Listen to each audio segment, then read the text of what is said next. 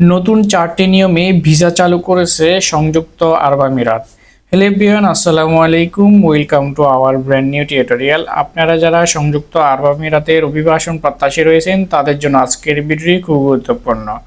অবশ্যই সম্পূর্ণ ভিডিওটি স্টেপ বাই স্টেপ দেখবেন, তাহলেই আজকের এই ভিডিওর মূল টপিক সম্পর্কে জানতে পারবেন।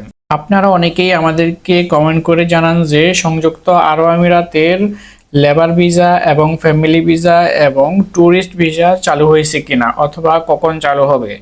তো সংযুক্ত আরব আমিরাত বর্তমানে বাংলাদেশিদের জন্য একজ্যাক্টলি কোনো ডেট প্রকাশ করেনি যে বাংলাদেশিরা অমুক তারিখ বা অমুক ভিসা দিয়ে যেতে পারবে, কিন্তু সংযুক্ত আরব আমিরাত নতুন 4 ধরনের ভিসা চালু করেছে।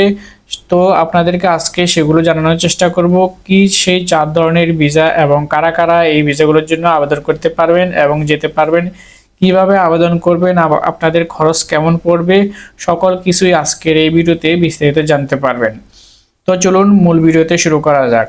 নতুন 4টি নিয়মে আরব আমিরাত ভিসা চালু করেছে। তো কি ভিসা? আপনারা জানেন যে 2022 সালে এবং 2020 সাল থেকে কিন্তু দুবাই বা আরব আমিরাত যেটাই বলেন তাদের ভিসা কিন্তু অ্যাভেলেবেল ছিল, বাট 2023 বা 2024 থেকে কিন্তু বন্ধ করে দিয়েছে।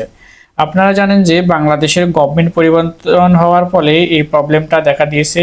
2024 সালে যে প্রবলেম হয়েছিল সেটি আসলে ভিসা ইস্যু হচ্ছিল না, এবং বাংলাদেশি যারা মারামারি করেছে বা বিভিন্ন জটিলতার কারণে ভিজিট ভিসায় গিয়ে তারা আর বাংলাদেশে ফিরে আসে না। তারই সুবাদে কিন্তু 1 বাই 1 তারা কিন্তু ভিজিট ভিসাগুলো বন্ধ করে দিয়েছে। আগে কিন্তু পাসপোর্ট এবং ছবি দিয়ে কিন্তু অনেকগুলো ভিসা হয়ে যেত এবং আমরা কিন্তু অ্যাভেলেবেল অনেক করেছি। এই ফিচারেও কিন্তু ওপেন হবে, বাট এখন পর্যন্ত কিন্তু এইভাবে অ্যাভেলেবেল হয়নি। তবে 4টি নিয়মে তারা যে ভিসাগুলো অ্যাভেলেবেল করেছে বা পদ্ধতিগুলো চেঞ্জ করেছে সেটি হচ্ছে বিশেষ ক্যাটাগরির মাধ্যমে কিন্তু ভিসাগুলো ইস্যু হচ্ছে। বিশেষ করে আমি যদি আপনাদেরকে বলি, federation authority of foreign identity, citizenship, customs and ports security তারা চালু করেছে। সম্প্রতি প্রচারণামূলক ও সাধারণত চালু করেছে যে এই বিষয়গুলো কাদের জন্য, সেটি হচ্ছে বেসিক্যাল টেকনোলজি নিয়মে যা বা সাধারণত আপনারা যারা টেকনিক্যাল বা আইসিটি এই ধরনের কাজগুলো পারেন তাদের জন্য কিন্তু এই বিষয়গুলো অ্যাভেলেবেল বা চালু করা হয়েছে।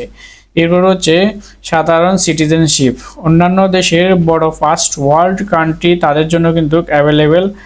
আপনারা জানেন যে বাইরেও আপনাদের কিন্তু আরও কিছু যারা বিশেষ করে শিক্ষিত সচেতন মানুষ রয়েছে বা বিবিএ পাস বা ডিগ্রি পাস, সেক্ষেত্রে তাদেরকে কিন্তু ভিসা দিবে এবং বিজনেসের কিছু ভিসা দিবে যারা বিখ্যাত ব্যক্তি, দ্যাট মিনস যারা অনেক বড় কোম্পানি চালায় তাদেরকে কিন্তু ভিসা দেবে।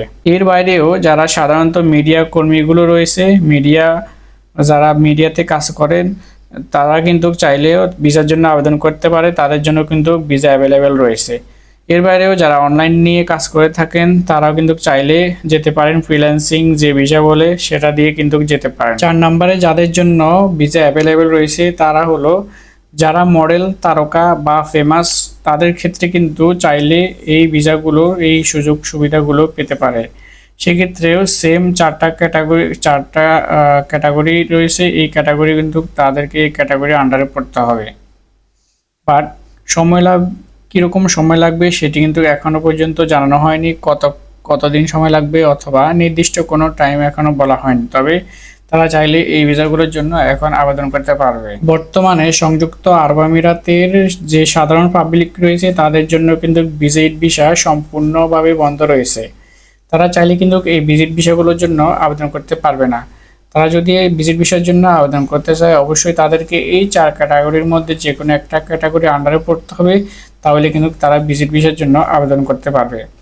তো অবশ্যই আমরা আপনাদেরকে আরব আমিরাত, দুবাই যেটাই বলেন না কেন, আমরা অবশ্যই আপনাদেরকে যে ভিজিট ভিসা যদি অ্যাভেলেবেল হয় সেক্ষেত্রে আমরা কিন্তু অবশ্যই আপনাদেরকে জানাবো এবং প্রতিনিয়ত আমরা আপডেট দিব, এবং আমাদের এই চ্যানেলের প্রতিনিয়ত আপনি আপডেট পাবেন কোন ধরনের কোন প্রবলেম নেই এবং আপনি কোন ধরনের ভিডিও চাচ্ছেন অবশ্যই আমাদেরকে কমেন্ট করে জানাবেন।